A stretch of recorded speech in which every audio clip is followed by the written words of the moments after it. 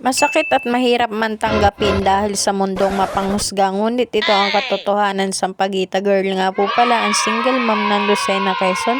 May 3 anak, pinagpalit sa may anak para alam mo mahilig ka rin namang makialam.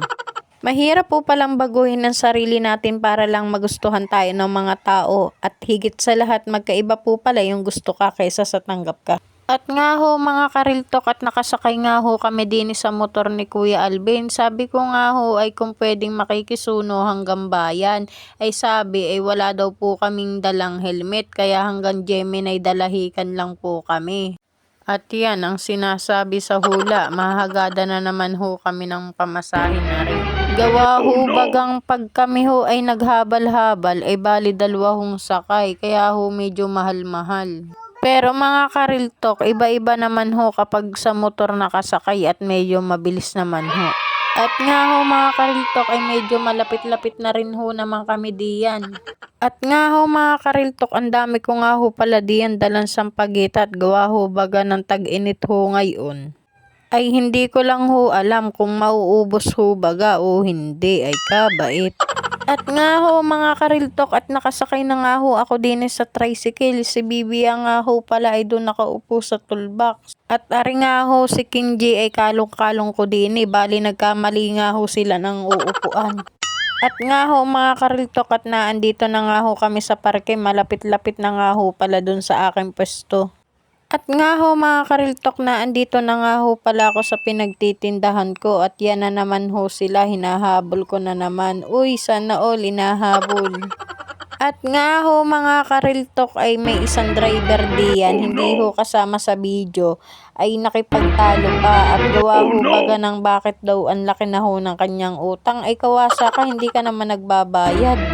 Ay hinayaan ko na nga lang ho mga kariltok, at sabi ko nga ho ay bahala ka kung gusto mo kong bayaran o hindi. Basta sinabi ko lang yung totoo. At ari nga ho si kuya ay nagulat diyan, at bakit nga daw naka-video. Ay ilan niyang kuya, tama na, ay kabait. At nga ho mga kariltok, kaya ho ako naandin sa Petron ay iniintay ko ho yung 2 kong bata, at sabi ko nga ho sa biyanan ko ay dito na laang ho kami magtagpo. At dumating na nga ho, at akala nga ay ako'y nasa loob ng jeep.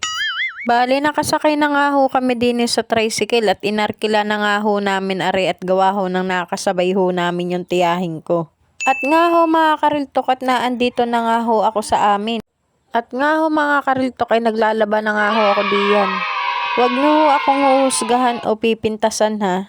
Gawa ho baga mga kariltok ay mahirap lang po kami, wala po kaming poso, wala po kaming gripo, kaya din ho ako naglalaba.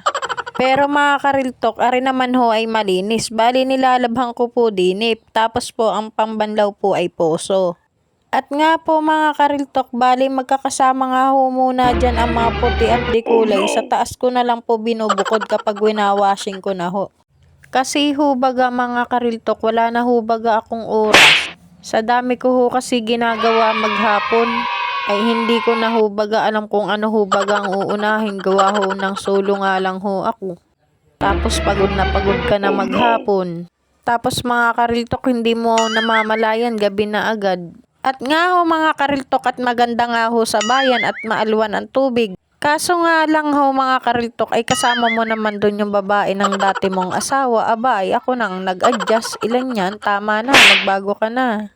Habang ako araw-araw na i-stress, tapos sila nakikita mong masaya. Ilan yan? Tama na. Kaya ho umuwi na ho ako din sa amin, at kahit mahirap ay sarili mo naman. At sabi nga ho sa akin ng mga tao ay baka daw ho ako may pagkukulang. At sabi ko nga ho, lahat ng tao ay may pagkukulang. Swertihan lang talaga yung makahanap ka ng marunong makontento at tanggap ka. At nga ho mga kariltok, naglagay na nga ho ako diyan nung daw ko sa PC. Bali nagsasampay na nga po ako din, at pahirapan nga ho ako diyan sa maliliit. Ay tingnan nyo naman ho mga kariltok, at pagkadami-dami nga ho, wala na nga ho akong paglagyan. Ay siya, hanggang dito na lang. Ilan yan? Tama na, magbago ka na. Ingat, Jared. Salamat sa panonood.